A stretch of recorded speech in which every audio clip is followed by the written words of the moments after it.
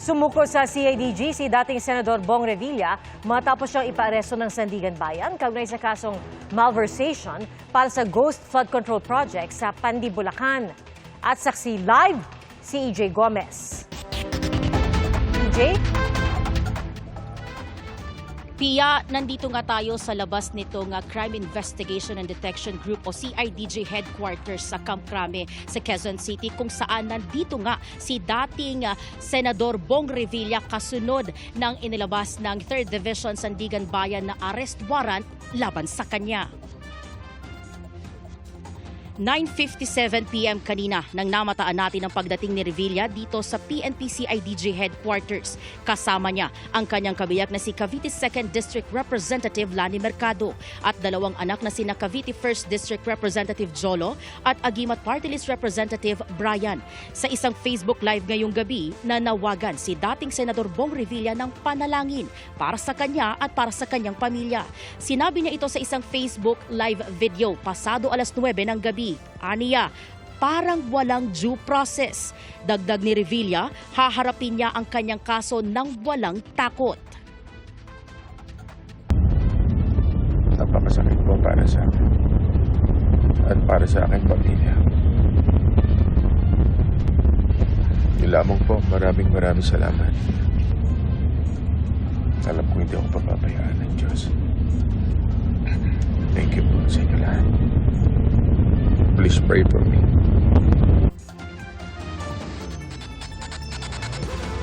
Nitong Biyernes lang inihain ng Ombudsman sa Sandigan Bayan ang mga kasong graft at malversation through falsification of public documents laban kina dating Senador Bong Revilla at 6 na iba pa kaugnay sa umano'y 92.8 million peso Ghost Flood Control Project sa Pandi, Bulacan.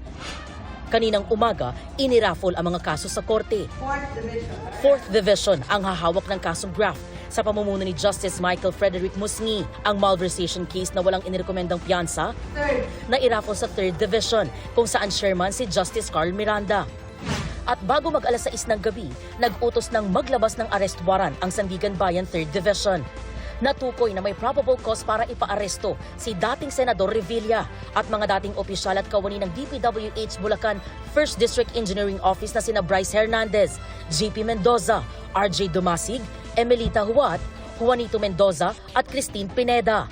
Naglabas na rin ng whole departure order laban sa 7. Sa kasong inihain ng Ombudsman, inakusahan sila ng pagsasabwatan para ilabas ang pondo para pampagawa ng flood control project sa Purok 5 Barangay Bunsuran sa Pandi.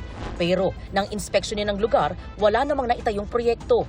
Ayon sa Ombudsman, para mailabas ang kabuang project cost, nagpalsipika umano ng mga accomplishment report at nag-issue ng mga peking billing document. Sa mga testimonya ni dating DPWH USEC Roberto Bernardo, isa si Revilla sa mga idiniin niya sa issue ng kickback sa mga flood control project. 2024 nang magtagpo umano sila ni Revilla kung saan ibinigay umano ni Bernardo kay Revilla ang listahan ng mga proyekto mula kay dating DPWH Bulacan 1st District Engineer Henry Alcantara. 25% umano ang napag-usapang commitment para sa nooy senador.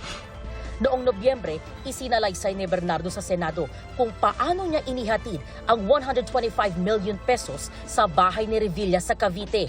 After receipt of the 25% commitment, which were packed in 6 cardboard boxes, each containing at least 20 million, and 1 paper bag containing 5 million, I called up Senator Revilla to inform him the same is ready to be turned over to him.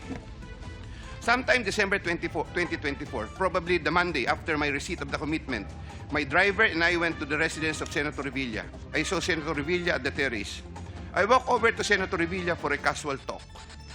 While the boxes were being unloaded, Senator Revilla and I talked for about 20 to 25 minutes.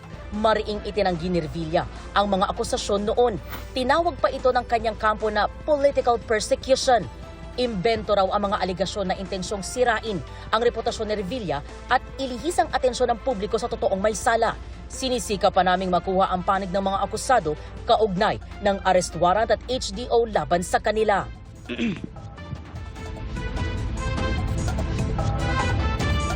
Pia, ilang minuto kasunod ng pagdating ni dating Senador Bong Revilla dito sa Camp Crame ay lumabas yung ilang mataas na opisyal ng PNP kabilang dyan, no? Si Acting PNP Chief Police Lieutenant General Jose Melencio Nartates Jr. at kinumpirma nga niya sa atin na sumurrender o sumuko daw ang dating senador. Samantala, sa mga oras na to, nakastandby tayo sa mga susunod na kaganapan at mahigpit yung seguridad dito. No? Ilang media lang yung nakapasok dito sa may harap nitong PNP CIDG headquarters at sa mga oras na to ay may barikada na at mas nadagdagan yung mga nakadeploy na pulis. Yan muna ang latest mula rito sa Quezon City.